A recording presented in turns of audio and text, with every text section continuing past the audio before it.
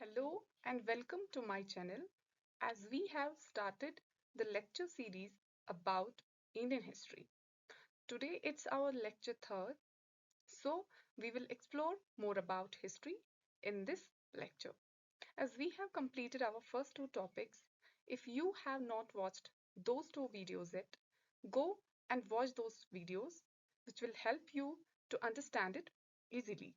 So let's proceed our today's lecture.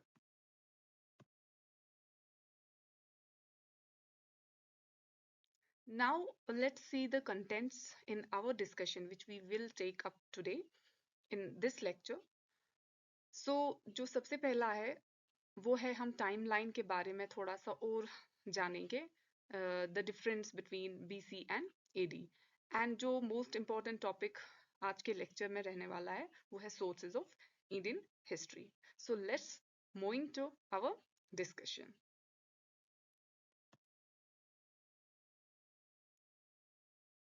So now let's know more about timeline. As we have already discussed this in our previous lecture, वहाँ पे हमने already ये देखा था कि ये टाइमलाइन कहाँ से स्टार्ट हुई, कहाँ तक रही, जो डिफरेंट पीरियड्स थे वो कहाँ पे शुरू हुए और कहाँ पर ख़त्म हुए. सो अब हमें इसमें थोड़ा सा ये देखना है कि जो बीसी एंड एडी है वो क्या है. जैसे कि हमें पता है कि जो बीसी है वो क्या होता है, बिफोर क्राइस्ट, एंड एडी क्या होता है, एनो डोमिनी.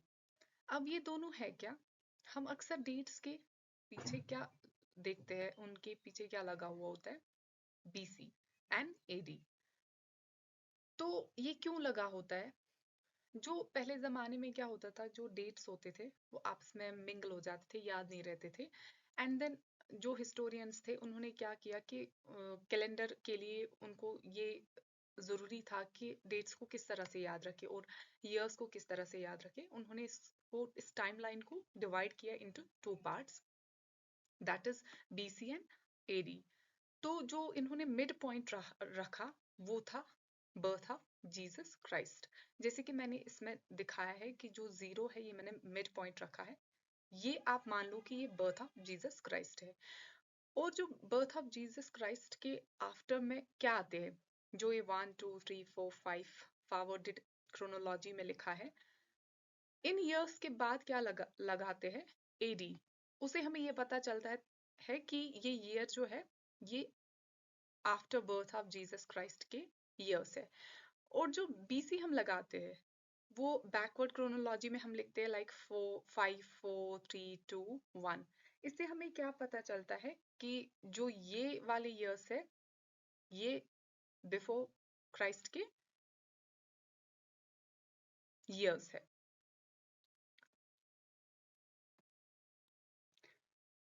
और जब जब भी हम कोई डेट देखते हैं, अगर उसके पीछे क्या लगा हुआ होगा, बीसी, वो अक्सर जो क्रोनोलॉजी होगी वो ईयर लिखा होगा, for example 5 to 4, 3 to 1.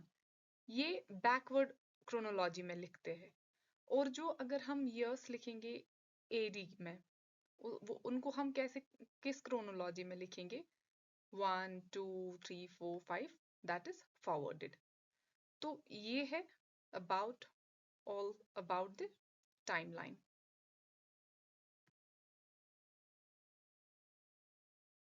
Now coming to the sources of history. सबसे पहले हम देखेंगे जो वर्ड सोर्स है वो होता क्या है.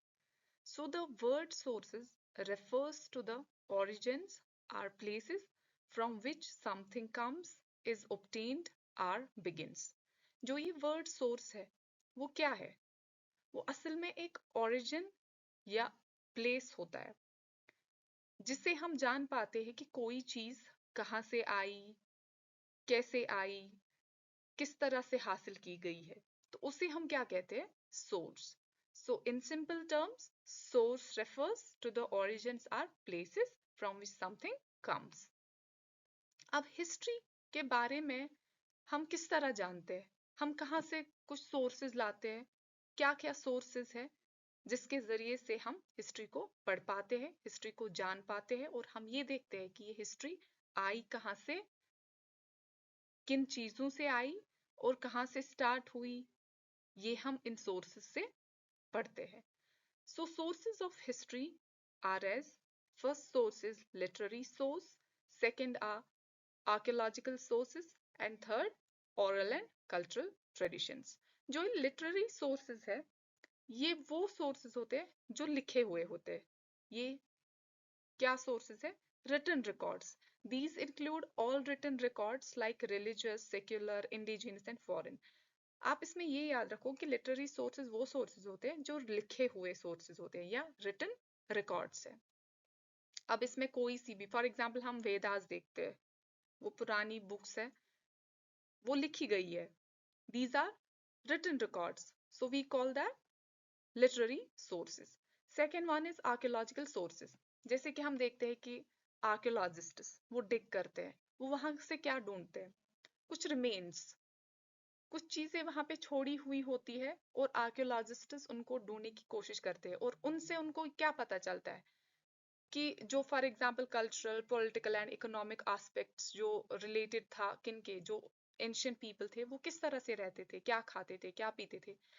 तो वो आर्कियोलॉजिस्ट्स डिग करके हमें बताते हैं कि ये उस जमाने में ये था, ये था, ये था. और उनको हम क्या कहते हैं? Archaeological sources. These are tangible remains that reveal cultural, political and economic aspects. And third one, oral and cultural traditions. For example, जो हम मुज़बानी सुनते हैं, जैसे कि folk songs, storytelling traditions. So these are the three sources of our history through which we can study our history. So now here we conclude our today's lecture. Stay tuned for hear more lectures.